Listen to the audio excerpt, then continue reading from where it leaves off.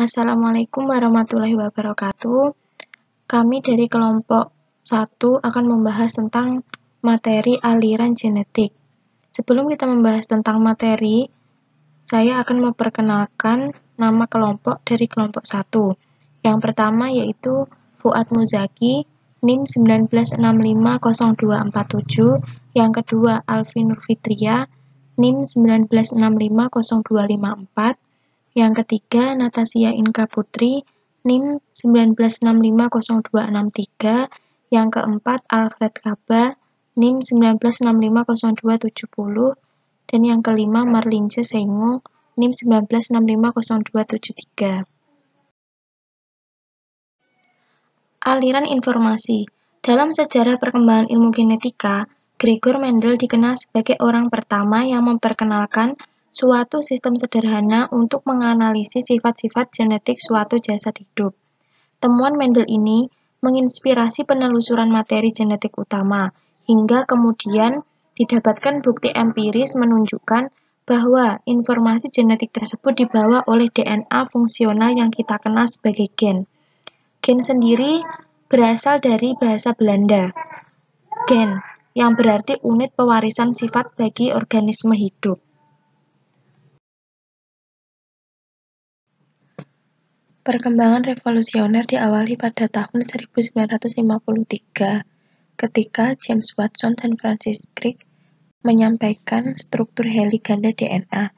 Hipotesisnya telah dibuktikan oleh berbagai jenis percobaan, yaitu menggambarkan pertemuan teori genetik yang menyusun konsep penyandian gen, fisikan yang memungkinkan penentuan struktur molekuler oleh analisis sinar X, serta penelitian biokimia yang membuka komposisi kimia DNA, terutama sifat pemasangan nukleotida. Hipotesis Watson-Crick tidak hanya menjelaskan struktur molekul DNA, tetapi juga menunjukkan bagaimana molekul ini dapat melakukan replikasi dengan tepat. Penemuan ini kemudian membawa dogma pusat atau sentral dogma molekul genetika yang menentukan 3 tahap utama dalam pengolahan informasi genetik, yaitu replikasi, transkripsi, dan translasi. Replikasi yaitu menggandakan molekul induk menjadi molekul DNA yang memiliki deret sama persis dengan urutan nukleotida DNA induk. Transkripsi yaitu penyalinan pesan genetik dalam DNA dalam bentuk asam ribonukleat atau RNA, dan translasi yaitu penerjemahan pesan genetik yang sudah disandi oleh RNA oleh ribosom menjadi 20 huruf alfabet pada struktur protein. The Central Dogma.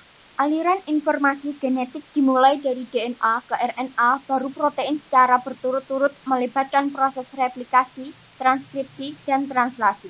Berikut adalah gambar dari proses aliran informasi genetik.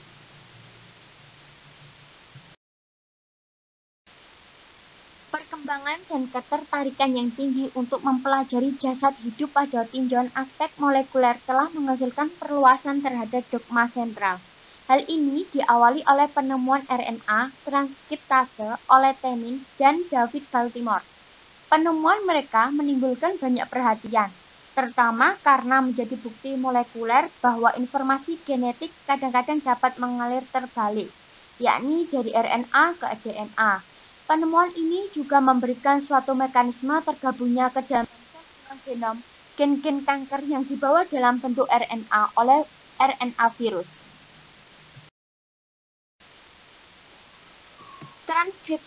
Transkripsi di sini adalah proses penyalinan kode-kode genetik yang ada pada untaian DNA menjadi molekul RNA. Transkripsi mengawali proses ekspresi sifat-sifat genetik yang nanti akan muncul sebagai sifat yang tampak fenotip. Pada proses ini, urutan nukleotida pada salah satu untai digunakan sebagai cetakan atau template. Untuk sintesis molekul RNA yang komplementer, molekul RNA yang disintesis dalam proses transkripsi dapat dibedakan menjadi 3, yaitu sebagai berikut. Proses transkripsi yang pertama yaitu mRNA atau disebut juga messenger RNA, merupakan salinan kode-kode genetik pada DNA yang dalam proses selanjutnya akan diterjemahkan atau ditranslasi menjadi urutan-urutan asam-asam amino yang menyusun suatu polipeptida atau protein tertentu. Yang kedua, tRNA atau disebut juga transfer RNA, merupakan adaptor antara RNA dan protein yang berperan membawa asam-asam amino spesifik yang akan digabungkan dalam proses sintesis protein atau translasi. Yang ketiga, rRNA atau disebut juga ribosomal RNA digunakan untuk menyusun ribosom, yaitu suatu partikel di dalam sel yang digunakan sebagai tempat sintesis protein.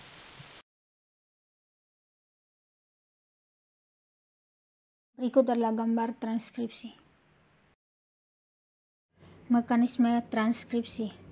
Proses transkripsi dilakukan sebanyak 3 tahap. Yang pertama, penempelan faktor-faktor yang mengendalikan proses transkripsi pada bagian promotor. Yang kedua, penempelan faktor-faktor pengendali transkripsi menyebabkan terbentuknya kompleks promotor yang terbuka. Yang ketiga, RNA polimerase membaca cetakan DNA dan mulai melakukan pengikatan nukleotida yang komplementer dengan cetakannya. Yang keempat, setelah terjadi proses pemanjangan untai RNA hasil sintesis, selanjutnya diikuti dengan proses terminasi transkripsi yang ditandai dengan pelepasan RNA polimerase dari DNA yang ditranskripsi. Masih dengan mekanisme transkripsi yang pertama, inisiasi. RNA polimerase melekat pada promotor DNA, pita ganda terpisah, dan sintesis mRNA dimulai. Yang kedua, elongasi. mRNA memanjang sejalan dengan enzim RNA polimerase yang bergerak sepanjang pita DNA. Yang ketiga, terminasi. mRNA dilepaskan dan enzim RNA polimerase lepas dari pita DNA template. Translasi. Translasi adalah proses penerjemahan urutan nukleotida yang ada pada molekul menjadi rangkaian-rangkaian asam-asam amino yang menyusun suatu polipeptida atau protein. Pada proses ini, mRNA merupakan salinan urutan nukleotida yang menyusun suatu gen dalam bentuk ORF. Proses translasi berlangsung di dalam ribosom. Proses translasi berlangsung melalui 3 tahap utama, yaitu inisiasi, pemanjangan poliasam amino, dan pengakhiran translasi. Sama seperti halnya proses transkripsi. Dalam proses translasi pun terdapat beberapa perbedaan di antara organisme prokariotik.